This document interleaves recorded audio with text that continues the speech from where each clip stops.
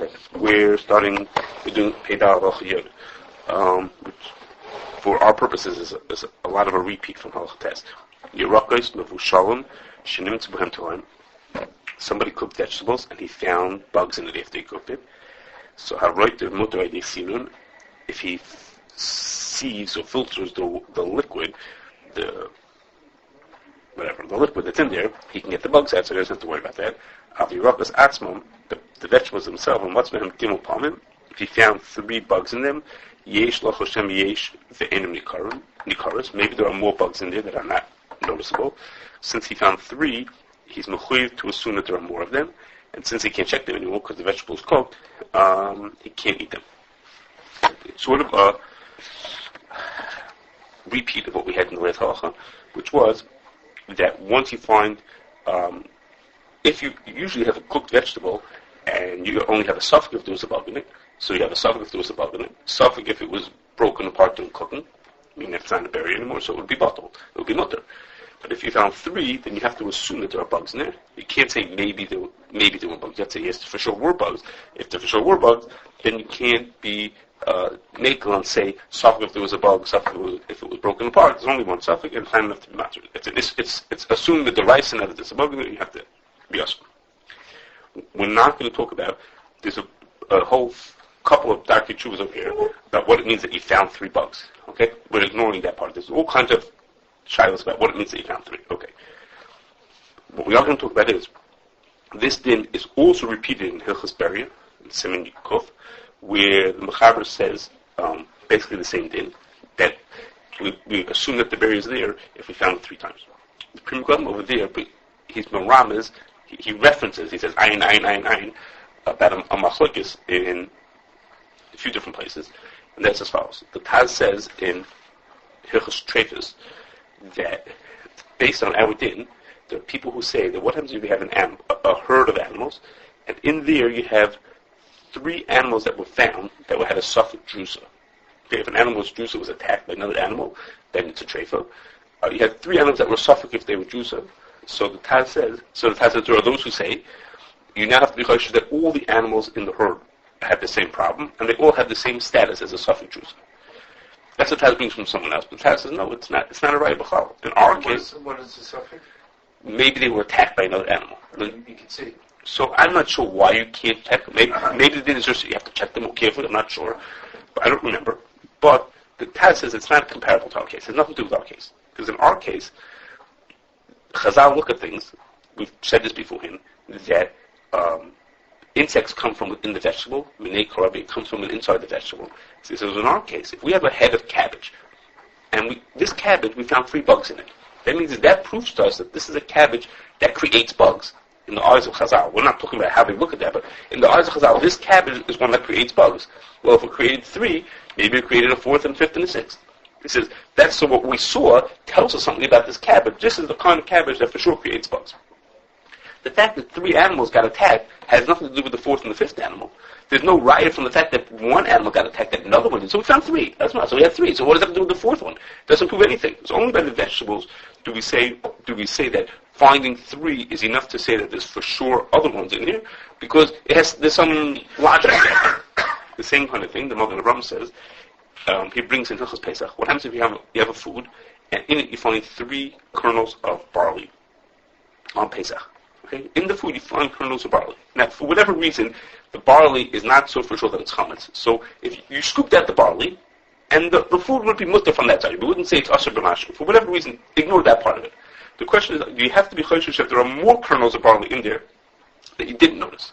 So again, the Magen Avraham brings, that the Beis Yosef brings from a Kol Boy, that says, yes, just like they did by bugs, you have to be choshesh if there were 3 that there were more. So the Kol Boy says, so too, you have to, if you found 3 kernels of barley, you have to be choshesh that there are more of them. You're mechuyev to be choshesh that there are more of them in there. So to that, the Magen Avraham says, he says, and it's on purpose that the Shulchan Aruch didn't bring this Kol Boy. Even though it's brought in the Beis Yosef, it's on purpose that it wasn't brought in Shulchan Aruch. And he says, and the reason is because it's not the din. Again, in the case by the bugs, the head of lettuce grows more bugs. So it had 3, so maybe it grew a 4th and a 5th.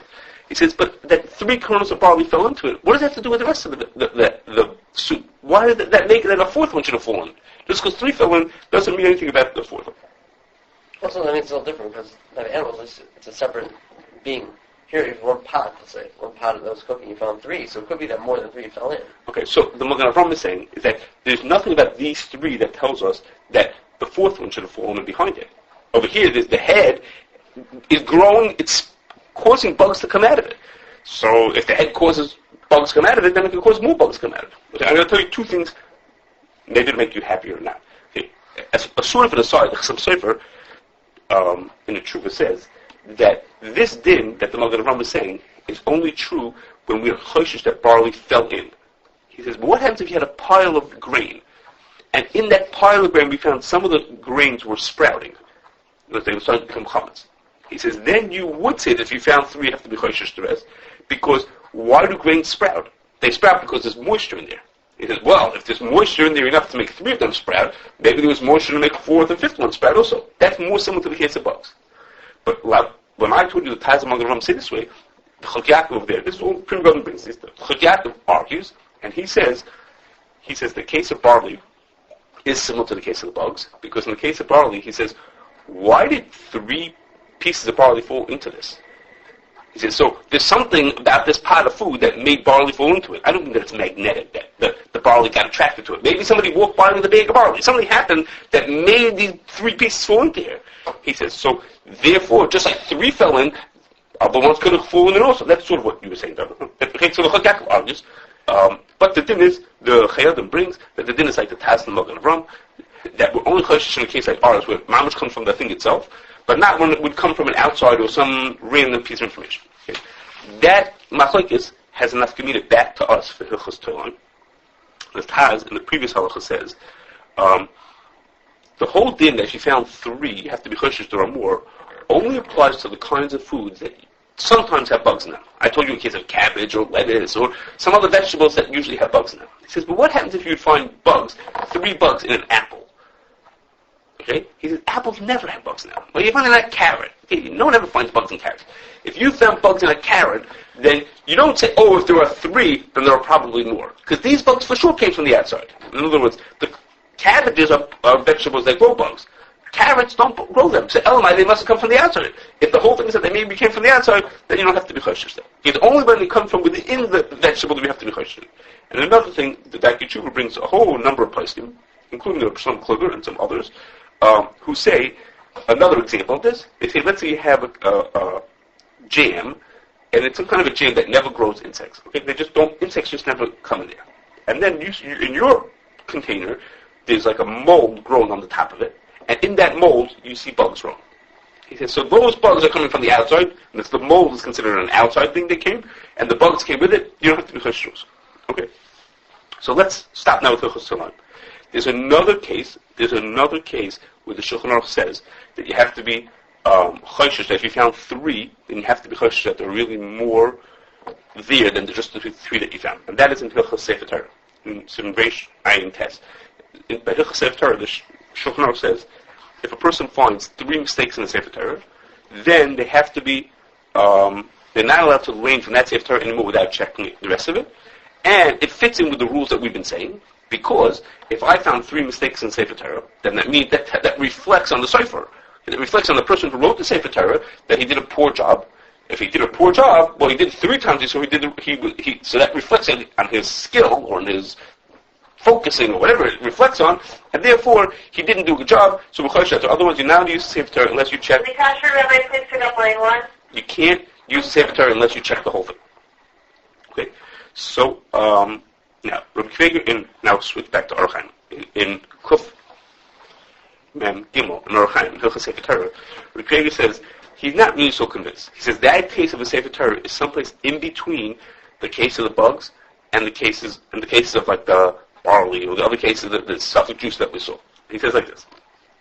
He says, in the case of the Sefer Torah, it's true that the 3 mistakes tell us that this Sefer is not doing such a great job.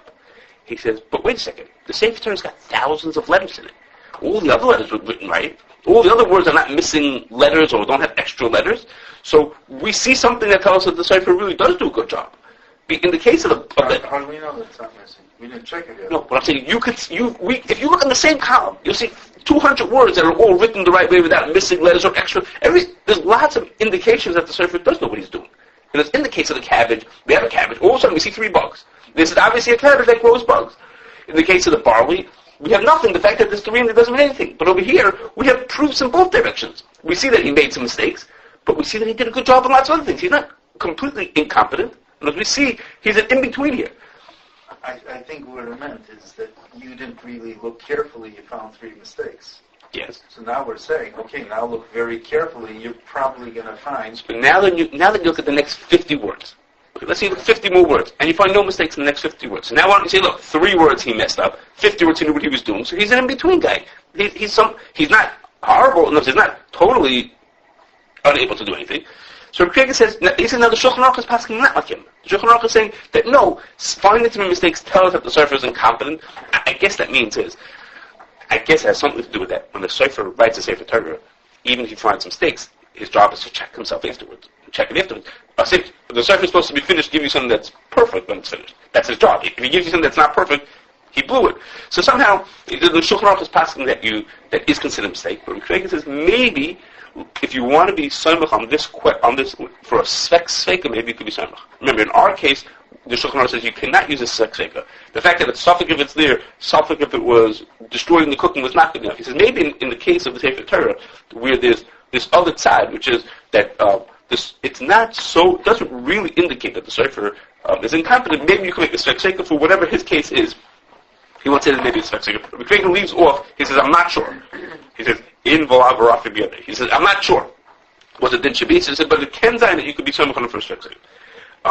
As an aside, it's really not in the case of Kriega. I'm going to get to this thing that said sveka. This is pretty good by us, who asked a question that in Siman Kuf Yud, with Hilchas sveka, there are dinim there that say, the Ramah says there, that a sveka is stronger than a chazaka. Okay, so it's a question, Prima talked about, why pack a sveka not work? We have a chazaka 3 times we found bugs, so we have a chazaka that there are more bugs. Why doesn't the sveka be stronger than that? Okay, there's a Prima about that over here. Okay, now, on to another question. Let's go to the case of a Sefer Torah. We found 3 mistakes. Now, usually when you find mistakes in a Sefer Torah, what do you do with them? You lay and you find mistakes, so somebody corrects it. So the question is, what happens if by the time you found the 3rd mistake, the first 2 mistakes had already been corrected? Do you say that now this is a Sefer Torah that had 3 mistakes in it? Or do you say this is a Sefer Torah that has 1 mistake in it? Okay, what do you think that would be? 3. Okay, so the Eli Rabbah in Hilchos Sefer Torah says 3. He says, I was in.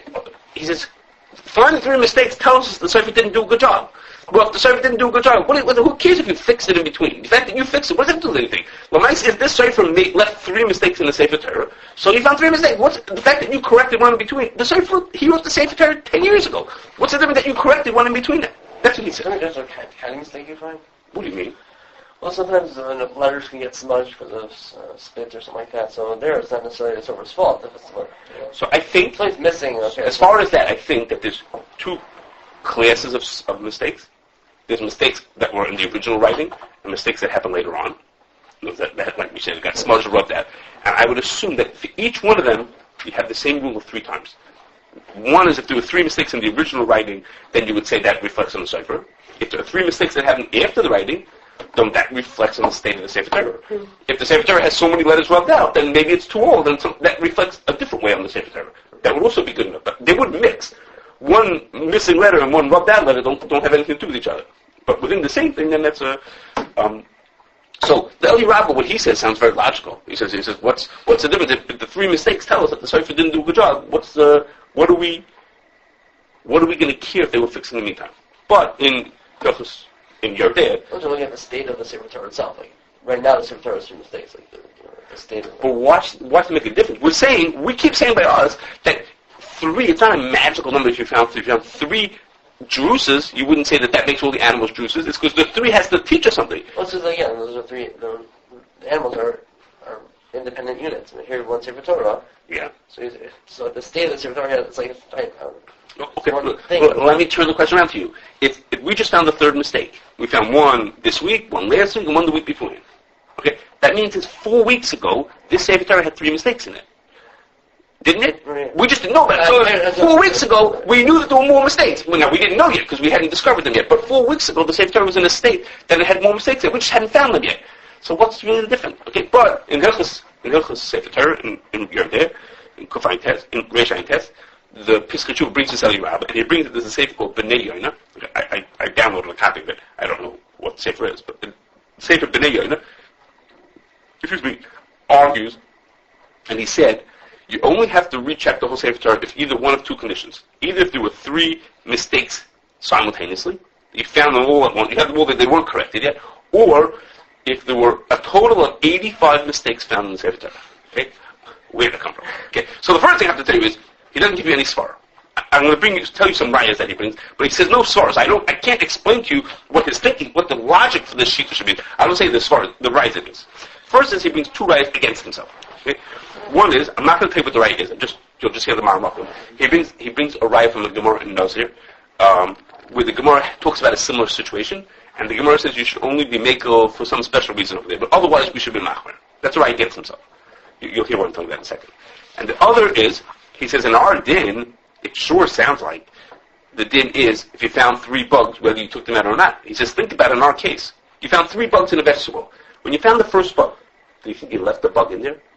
You think you picked up in our case a cooked vegetable, and you picked it and you saw a bug walking across it. Or I guess it was dead by then. You saw a bug sitting on there. So what do? You took the bug off. Then you looked a little further, you saw the second one. He says, the simple reading of our cases are that you didn't find 3 all at once, that you found them with time, you found 3 of them. So that sure sounds like it's not like what he's saying. So before I tell you his other right, just something interesting. This is Rabbi Maskell, so I appreciate this. The Pischei Teshuva is bringing the Sefer. What is it called again? Bnei Yoina. He's bringing the Sefer. Now the Pischei Teshuva wrote another Pirush on Shulchan Aruch. The Pirush that he wrote, the most famous is the Pischei Teshuva, where he brings all kinds of things from Teshuvas from. He wrote another Sefer called Nachas Tzvi, also printed in Shulchan Aruch. On the side, and here and there he has things which is not, that's his own thoughts on Shulchan Aruch. In Sefer Nachas Tzvi he writes, right over there in Reishayin Test, he says, I don't have the Sefer Bnei Yoina anymore. And he's obviously read in Pischei Teshuva that said the Bnei Yoina says this and this. He says, I don't have the Sefer Bnei Yoina anymore, but I have a raya that he's wrong from the Gemara Nazir. And it brings the same Gemara Nazir and the whole raya that he's wrong. They're just interesting, the Talmud Chacham saying that he sees this thing, he says, I have a raya against him. And here the Bnei Yoina himself brought down. He says, I don't have the Sefer. So I don't remember what it says. He says, but I just found it interesting. Anyway, back to where we were. So the Bnei Yoina brings a raya to himself. It says, the Yalkut Shimoni says, in Parshas Baloischa is the Parsha that has Vayhi ben Soya Aaron, that it says that those 85 letters is considered a whole Sefer. The 85 letters of Vayhi ben Soya Aaron. So the Yalkut says, the Yalkut brings it from something called the Sifri Zuta. It says, Kol Sefer Sheyesh Boy Pei Hei To Uyos Lo Yukro Boy Ad Shiyuka. If it has 85 mistakes in it, you can't use it until you fix it. And that is to say, I guess, since 85 letters is the smallest Sefer that there is in all of the Torah, that Sefer by Hebrew Torah is considered somehow a special, its own Sefer. Anything that had that many mistakes, you can't read from that Sefer Torah. So, this Sefer, what is it called again? Bnei Yoina says, he says, I don't understand. 85 mistakes? I thought that you can't have 3 mistakes. If you have 3 mistakes, you have to check the whole Sefer Torah. It must be that if you have 3 mistakes simultaneously, you have to check the Sefer Torah. But if you have 85 mistakes total, that's when you have to check it. So if you find mistake, keep fixing them. Once you have 85 mistakes, time to check the whole Sefer Torah. But if you ever have 3 mistakes simultaneously, that's the case when you don't have to check. Okay, that's his right. Now, before we go on, we can think of 2 answers to his kasha. He's saying this a kasha. He says, the Yalkut says it has to be 85 mistakes. We know you can only have 3 mistakes. So, Elamai, he's being yasha with this answer that he's giving. There's 2 other answers that I can think of. One is, the Magen Avraham wrote a Pirush on Yalkut Shimoni. Okay? The Magen Avraham has a Pirush called Zayis Ranon, a Pirush on Yalkut Shimoni. And the Magen Avraham basically is the kasha. The Magen Avraham says, how come it says here that if a Sefer has if it has up to 85, when it has 85 mistakes, you can't use it anymore? He says, that's not true. He says if a Sefer has even 1 mistake, you can't learn from it. Forget about 3 mistakes. If it has even 1 mistake, you can't learn from it. So what is the Yalkut saying? You have to have 85 mistakes before you can't learn it. Even 1 would be no good. So Magen Avraham says the answer is, the Yalkut is not talking about learning b'tzibur. You should learn it from yourself. If a Sefer Torah has 5 mistakes in it, you can still learn from that Sefer Torah. You can learn it from personal learning you can do from it. But if it has 85 mistakes, stop learning from the Sefer, go fix it, and then start, don't use it in the meantime. What does that has nothing to do with our din, which is, if you find mistakes, are you allowed to learn from it publicly? Is it considered a Kashrus Sefer Torah for Kriyas Torah B'tzibur? So that's the Magen Avraham Zayis Ran's Teretz to that kasha. Okay? One says you shouldn't have a Sefer. Yes, that's true. So maybe to answer that, so you put a something around, I don't know, and you make sure that everybody knows about it. That's wrong, and that maybe that's what the Alpha means. When it has 85 mistakes, it's so bad that you shouldn't be using this anymore. One little letter off, maybe you could still use it. Maybe that's what it's referring to. But the Magen Avraham is telling us an answer to the kasha. It has nothing to do with laning the tzibur that we have to hush as pas Sefer Torah. Okay, that's one answer. Again, nothing to do with what the Bnei Yonah said. Another answer could be is maybe the Aruch is talking about a Sefer Torah that was written by more than one Sefer. Okay, I told you that if you find 3 mistakes, that reflects on the Sefer. So that l'chayra means is if one Sefer wrote the whole Sefer Torah, you find 3 mistakes, the Sefer wasn't doing a good job. Let's say the Sefer Torah was written by many people. Think about the end of the Sefer Torah, where every person in the neighborhood is putting in a letter. Okay, and we found 80 mistakes in those letters. Does that reflect on the Sefer who wrote the whole Sefer Torah? Of course not. He wrote 300,000 letters. These people wrote the last 100 letters. So they messed up. What does that have to do with anything? So there, the Alpha is telling you, if you find 85 mistakes, guys, it's time to start again. It's too much. That doesn't have maybe it has nothing to do with a case where the 3 mistakes are from the same person. Maybe it's 2 different situations. It's a different kind of thing altogether. Okay? So now, you should know, he doesn't believe this, but the Pri Megadim has a shaila about what happens when we have this thing about 3 mistakes. Does it apply if it's more than one Sefer? That's Pri Megadim is. Why I say 83? I should say 84. The Pri Megadim is by us. Has a shaila about that. Okay, but we're going to assume that if it would be more than one person, you wouldn't say that. So it would be another answer. Okay. Anyhow, so here the Bnei Yonah has his 2 rayas against himself. One raya to him, which is not such a clear raya, and the Bnei Yonah says, since Kriyas Torah B'tzibur is only a D'Rabbanan, so you could be Mekel, and if he's in the Suffolk what the din is, you can be Mekel. And again, I told you, he doesn't give you a svara as to why it should be like that. Why should it be that if you found 3 mistakes, if the Torah was fixed in between them, that should make it big? He doesn't tell you what the svara should be, but he says, I tell you that there's a tzad like me, and therefore you could be samach by Kriyas Torah D'Rabbanan. So I have to just going to conclude by telling you, everything seems to be pointing, not like the way the Bnei Yonah says it. El Yerabah says, it doesn't make a difference if it's simultaneously. His proofs were not very strong proofs. He had his own rayas against himself, but Lamaisa, what goes on in a shul? What happens if in shul the Shabbos they're going to find a mistake in Sefer Torah? What are they going to do? Take it out. And they're going to fix the mistake. After Shabbos, they'll go fix the mistake. Is there somebody keeping an accounting? This Sefer Torah, the Sefer Torah from the Bernstein family, we found 1 mistake this year, okay, and the next year we're going to keep another record, we found another mistake, another 3 mistakes that are fixed could be over 10 years. So does anybody keeping cheshbon of this? Is anybody keeping track? Oh, this Sefer Torah we have it for 12 years. Anybody remember we ever found a mistake in it? So we sure sound like we practice like what this Bnei Yonah is saying, which is we don't keep cheshbon and say, now that we found 3 altogether, time to redo the whole Sefer Torah. We don't do that. According to El Yerabah, the shul accountant should have a list. With our inventory, we have 12 Sefer Torah, and each of this one we had 1 mistake and 4 mistakes. We should know what's going on. We don't do that. So it just sounds like people do like the Bnei Yonah said, but yet Hagam, that we don't. It's not really easy to understand what he was saying.